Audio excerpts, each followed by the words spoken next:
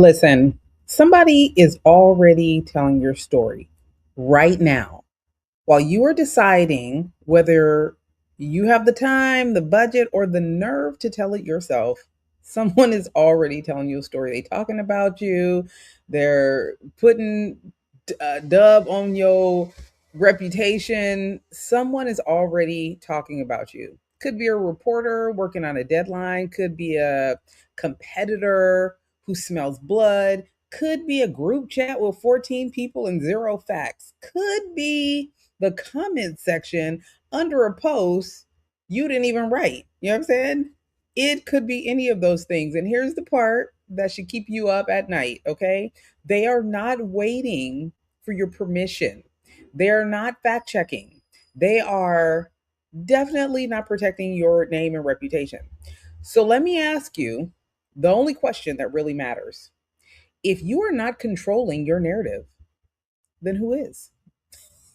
Who is? If you are not controlling your narrative, then who is? Because, listen, if you don't control the narrative, the streets will. And it will not be in your favor. The streets do not do it gently. Okay? The streets do not do it gently. Thank you for being here. Welcome to Control the Narrative. I'm Tonya McKenzie, founder and principal consultant of Sand and Shores in Los Angeles, California. Well, actually, Redondo Beach, California. I'm a Los Angeles County Commissioner of Alcohol and Other Drugs and the Chief CTRLer of the Narrative. Clearly, I have control issues. That's really where all of this came from. I have control issues. I am not good with other people having control of my narrative or my anything. And that's where all of this has come from. Because if you don't control the narrative, the streets will. Understand that the streets are not gentle. They do not care what you like and do not like. They take it for what it's worth. So that's kind of where we're here. Yeah, thank you for being here. Thank you for being on Control the Narrative. Now, how are you today? Let me know where you are in the comments, where you're tuning in from. I would love to know who we are reaching. I've spent more than 20 years sitting at the intersection of media, government, business, and culture and sports. I don't do fluff, I do strategy. And I've watched reputations get built over decades and torched in seconds, in minutes, in one phone call, in one email. I've sat in the room when the call came in and everybody froze. I've cleaned up messes that a 5-minute conversation could have prevented. Misunderstandings are real. Lack of communication or miscommunication is real. Today, there's no guest, it's just me and you, because this topic is the foundation of everything I do. And I want you to hear it without the noise. And I want you to think about it and how it applies to you and what you're doing. We're talking about narrative control.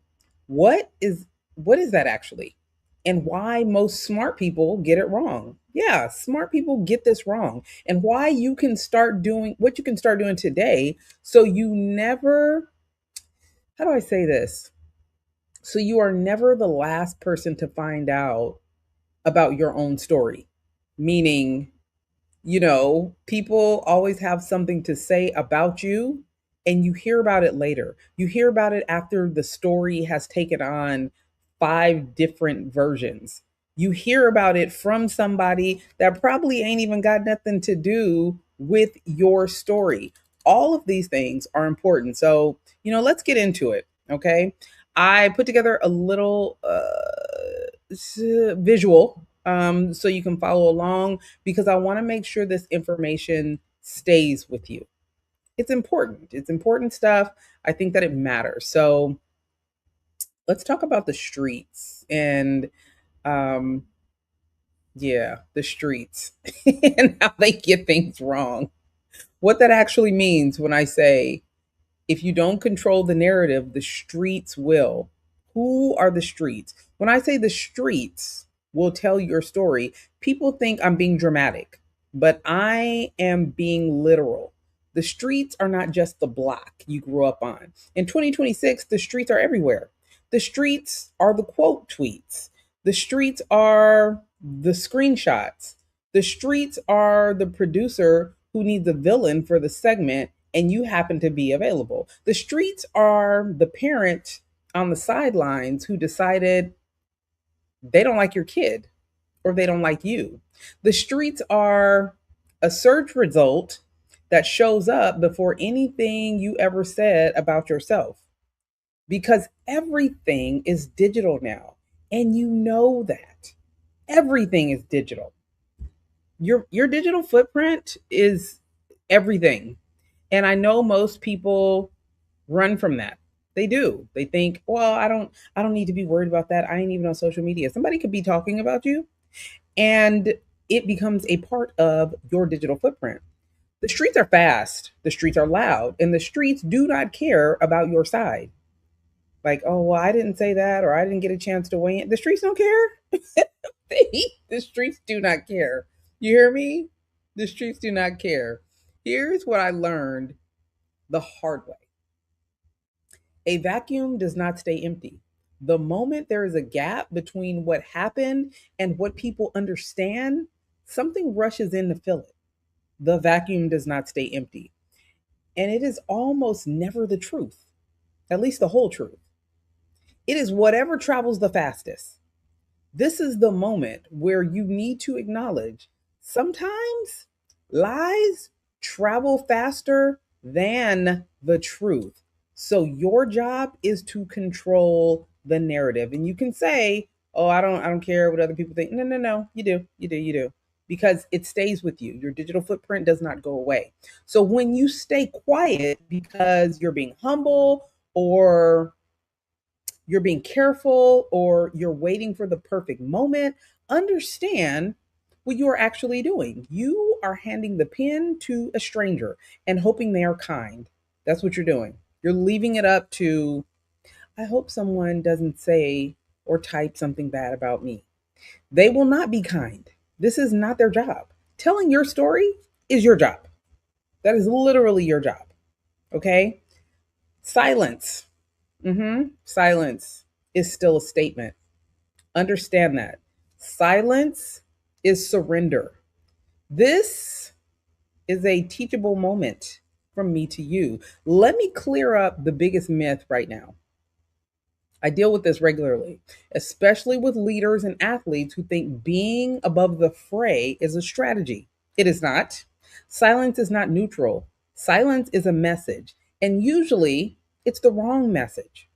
When something happens and you say nothing, people do not think, oh, wow, what a measured and dignified individual.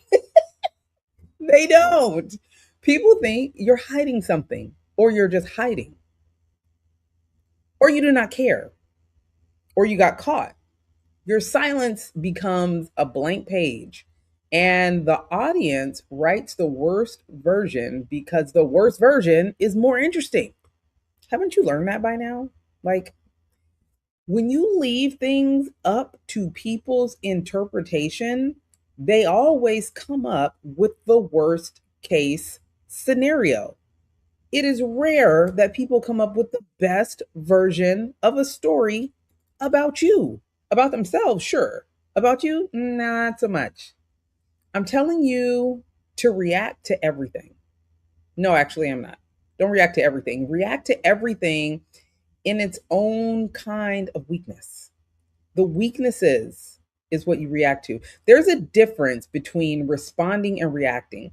And we'll get into that. Okay. We'll get into that. What I'm telling you is this: not having a strategy is a strategy. It's just a bad one. It's a bad one. If you are a professional or you're a parent, a sports parent, if you are in a C suite, if you are in any leadership position, if you're seeking a leadership position, about your own narrative, not saying nothing is a strategy. It's a bad strategy. It's the strategy of letting other people decide who you are. You would not let a stranger sign your name on a contract. So why are you letting them sign your name on your story? Why? Why would you do that? And I would love to know from any of you if you've been in a situation where you are trying to figure out, well, should I say something or should I not? And what that story is. Like, if you ever feel like, sending me a message, I would love to hear um, if you have found yourself in a situation where, you were wondering if you should say something or not. Those things are important. You have to decide if you're going to let someone else write your story or not. And I hope after today, you decide you are always going to control your own narrative. So, listen, the real reason people lose control, the real reason people lose control, this is where it gets fun.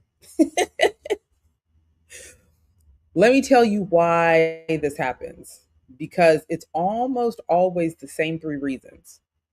It's always the same three reasons. And none of them are about talent or brains. Reason one, you waited. You thought you had time. You figured you would deal with your reputation when you needed to. Okay. But reputation is like a fire extinguisher. The time to get the time to put the fire out is not while the kitchen is on fire. It's when it's little. By the time you need the message, it's already too late. It's already too late. It's out of control. When it's calm, you be like, "Oh, I'm not going to say nothing. I'm not going to deal with this. It's nothing." And by the time you decide to deal with it, you don't need a fire extinguisher. You need the whole firehouse, right? Reason number two, you confuse being good at your job with being good at telling people about your job. I see this constantly.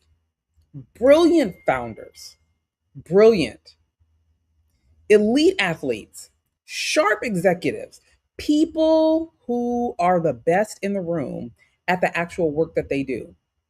And then they get a microphone in their face and they fall apart. They just do. Because nobody ever taught them that being impressive and sounding impressive are two completely different things. Two completely different things. One, you earned in the gym, in the lab, in the grind. The other one, you have to learn on purpose. That's why I love speaker training and media training. Because you can do your grind better than anyone else, but can you talk about it? Can you verbalize it? Can you tell the story about it? Reason number three, and this one is my favorite, you trusted the group chat. You thought people would be honest. You thought people would say the nice things, the true things. They never do. Hello, they never do. You had a real situation, a real decision to make. And instead of calling someone who does this for a living, hi, over here. Yeah, hi. You pulled your cousin, your college roommate, three people who've never been quoted in their lives, right? And they all gave you confident advice they felt was good, but it was completely wrong. You do need to have someone that you deal with that is a master at communications. You just do. It's different than just someone that can speak well or a hustler. You need to talk to someone and have someone on your team that helps you communicate well. The group chat is not a crisis plan. Okay. When things pop off, you need someone that knows how to navigate these spaces. The group chat is a comfort zone. The group chat is a comfort blanket. The comfort is the most expensive thing you can buy when your name is on the line. When you get comfortable, you mess up. So, what control actually looks like? Let's talk about that. I'm going to give you the framework of what control looks like. Let me make it simple. Let me see if I can make this simple for you, because I built my whole platform around 4 ideas. And we call it the control platform. And that's it. I told you I have a control issue. I need to control my own story. I got this from listen, Eminem taught me well.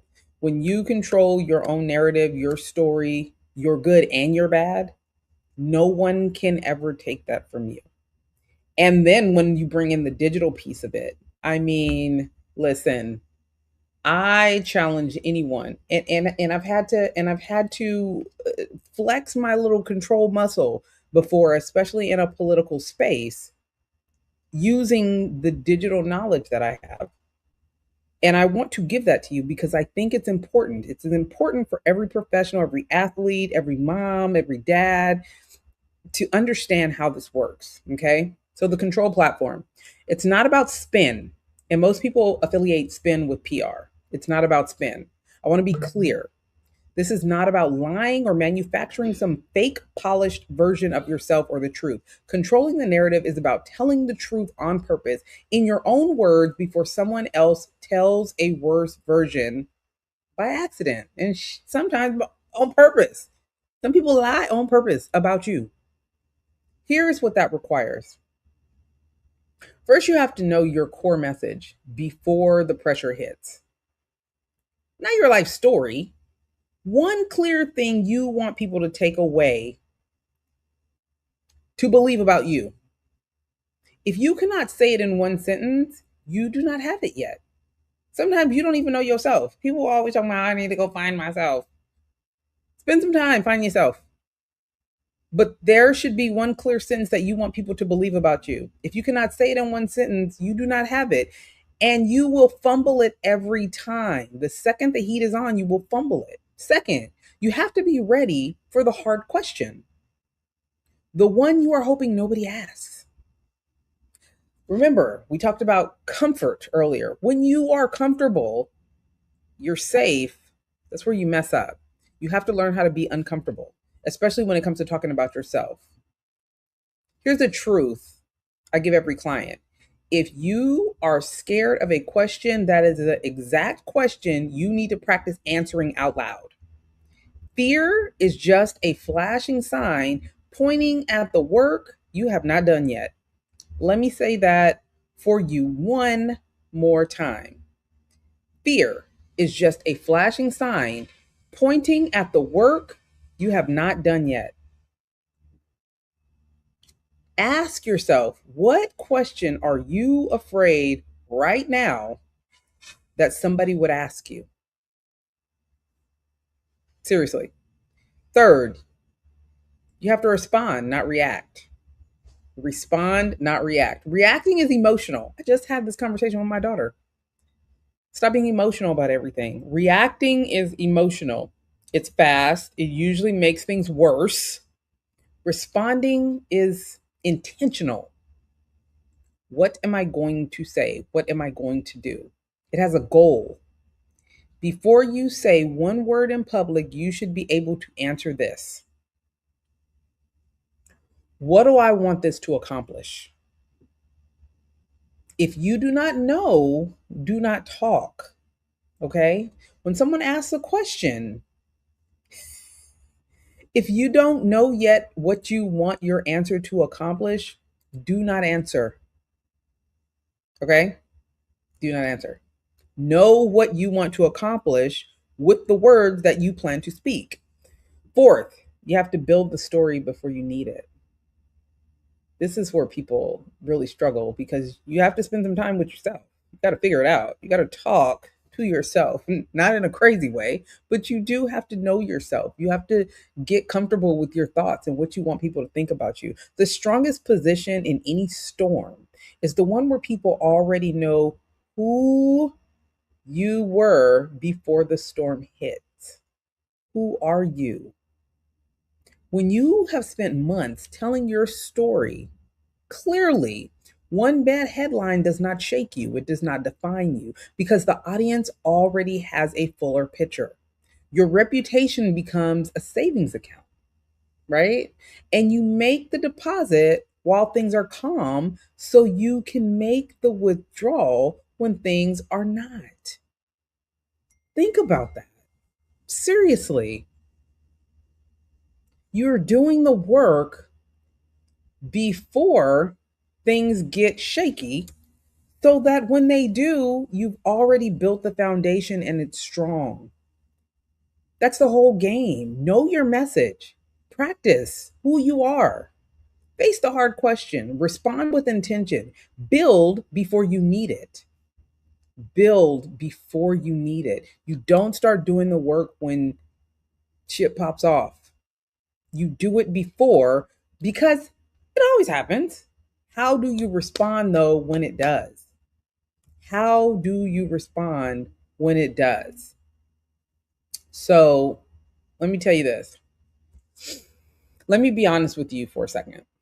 I'm a mother of 4 student athletes. I'm from the Bay Area. San Jose, California raised me. And where I come from, you learn early exactly what it means when someone decides who you are before you get a word in edgewise. Okay. I've watched my own kids step into rooms and onto fields where the story about them got written before they even tied their shoes, before they even wound up on the court, on the field. And listen, I did not learn this from a textbook. I learned this in real rooms. As the first African American woman elected to the Chamber of Commerce in Redondo Beach, where nobody expected me to be, sitting on a county commission in my late 20s, early 30s, where policy, messaging, and public trust collide in real time, the stakes are actual people. You know what I'm saying? They're real humans. So when I talk about controlling the narrative, this is not theory for me. This is any given day, and it's personal. I'm going to tell you something I have to tell my own children. You cannot control whether people talk about you. You will drive yourself crazy trying. When you can what you can control is whether they have anything true and clear to hold on to when they decide to talk about you. This is the difference between people who get destroyed by a moment and people who get defined by how they handled it. It's not luck. It's not personality. It's preparation and strategy. And those are the times that we're living in right now. Every single time. Every single time. The calm you see is someone handling pressure well. When you see people handling pressure well, it's not a personality trait, it's a skill. And skills are things you practice, it's muscle memory. Skills are practiced. This is the whole reason that my show even exists. That's why I'm here from the jump, to practice these skills, to teach them to you in practice. It's important for you to understand how to control the narrative. I'm not going to leave you with a feeling. Feelings fade. I'm going to leave you with work. 3 things you can do today before you go to bed. Okay. 1, I want you to write your 1 sentence. I want you to write your 1 sentence. If a reporter stopped you on the street and gave you 10 seconds to say who you are and what you stand for, what would you say? I'm gonna say that one more time. And it's important because it's not just a reporter. It could be about a job. It could be about a board seat. It could be about a community, like a community board that you want to join or something like that. If someone asked you right now who you are and what you stood for, what would you say? I want you to write that down. I want you to write that down. And I'm kind of going out of pace with this slideshow, but I want you guys to think about this. And if you want me to email this to you, I will be happy to, because it is important. This is information. I want you to write down 1 sentence. If a reporter stopped you right now and asked you who you are and what you stood for, what would you say? Gave you 10 seconds, what would you say? You need to write that down and you need to practice it. I was working with one of my athletes this past weekend about his anchors, the things that he always stands for, why he's doing the grind. Those are things that you need to stand on. But you got to remember them. You got to practice them. You have to get comfortable saying these things. Write it down. If it takes you more than one breath to say it, cut it down. Cut it down until it fits. Two, name the questions you are afraid of. Be honest with yourself. You know the questions, the one, two, or three questions. You are godly afraid that someone is going to ask you. You know it. You know it. It could be about your past. It could be about your present. It could be about a job performance. You know it. In your privacy, and you need to get comfortable with someone asking you that question that you are godly afraid that someone will ask you one day, because you're going to have to answer it. And the minute you're not prepared for it, somebody's going to ask you and you're going to be sitting there looking crazy. Okay? I'm giving you the real. I'm giving you the real. Write it down. Write it down. The question you're afraid of, you know what I'm talking about. The thing you hope nobody brings up. Say it out loud and answer it. Write it down, get comfortable with it. Record yourself on your phone. Listen back. You will hear exactly where you flinch. And every reporter or anybody in a room that's judging you will hear it too. So you need to practice your answer. That is where the work is. Three, Google yourself. I mean it. Go see what the streets are saying about you. Remember the streets, the internet, your digital footprint.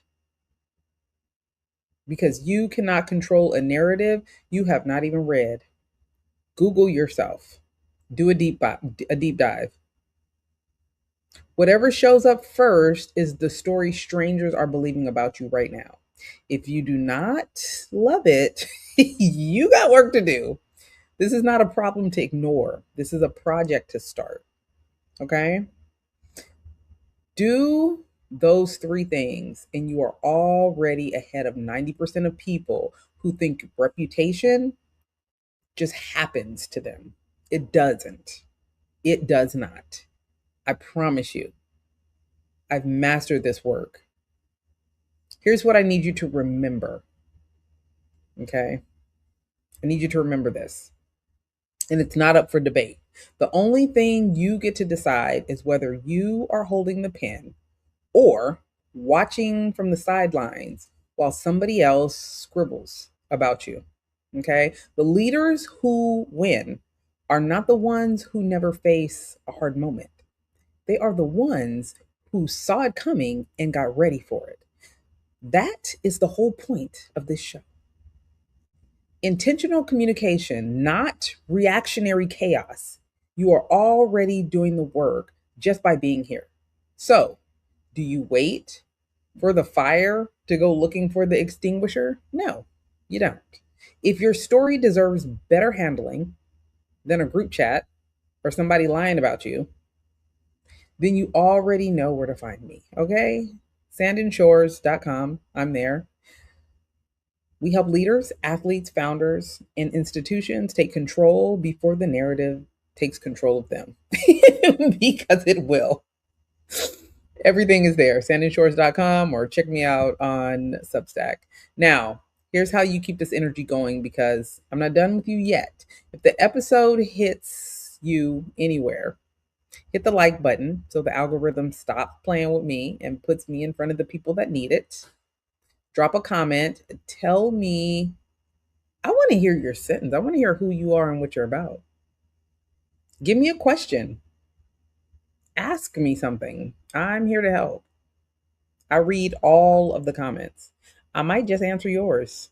I don't know. Let me know. Maybe on the next episode. Will you be back?